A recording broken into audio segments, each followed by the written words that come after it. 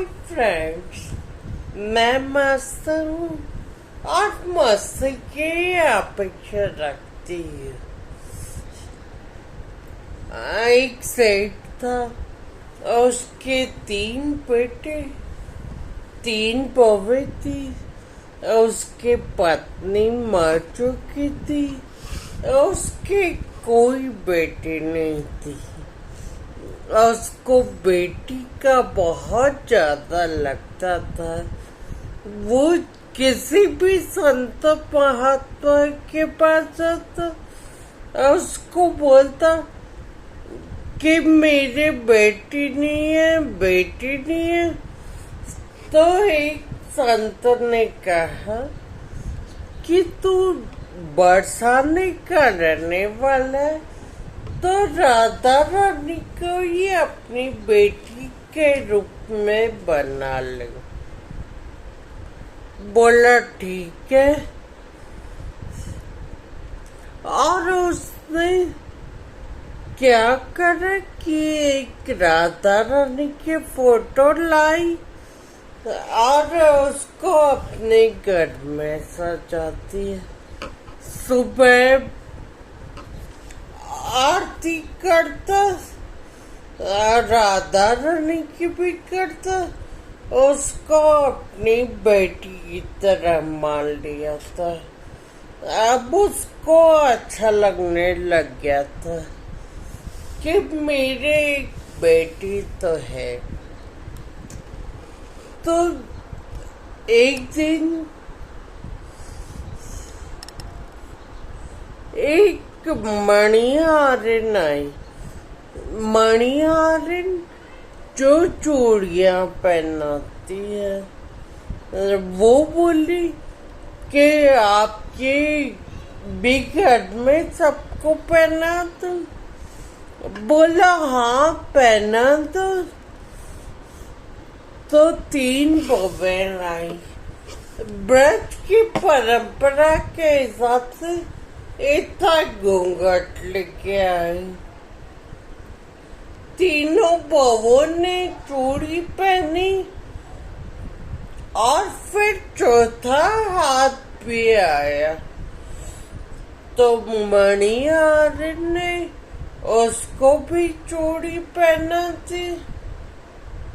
मणिहारिन सोची कि कोई मेहमान आया हुआ होगा, इसलिए उसने उनको भी चूड़ी पहना थी। लेकिन वो थी राधा रानी। और जब मणिहारिन रुपए लेने दुकान पे गई, तो सेठ जी ने 3 के दे दिए। तो मणिहारिन बोली आपके बार तो ज्यादा हो गया। बोला क्यों ज्यादा क्यों? बोला मैंने 4 को चूड़ी पहनाई है। तो सेठ जी बोले कि हमारे घर में तो 3 बहुएं ही हैं, चौथा आपने किसको पहनाती?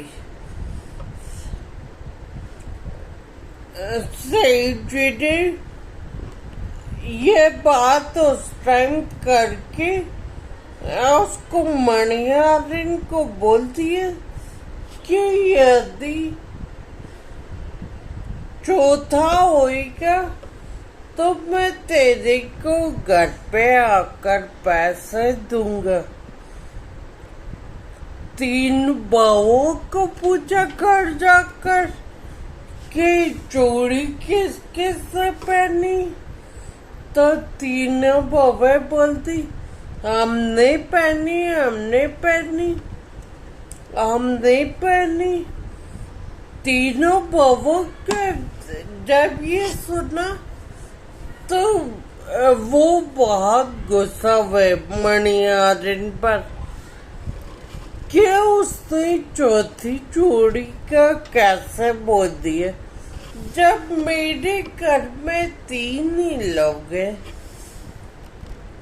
और फिर वो सो गए तो राधा रानी उनके सपने में आई और रोती भी आई कि बोली कि मैंने क्या गलती कर दी जो मेरे बापू ने मेरी चोरी का पैसा मणियारिन को नहीं दिया। बोला कि मैं तो आपके यहाँ बेटी बन के आई हुई हूँ, तो हिसाब से तो होता है पैसा। सेठ जी रोने लगे नींद में भी, और वो जागते हुए रोते हुए उठे और तुरंत मणियारिन के घर गए।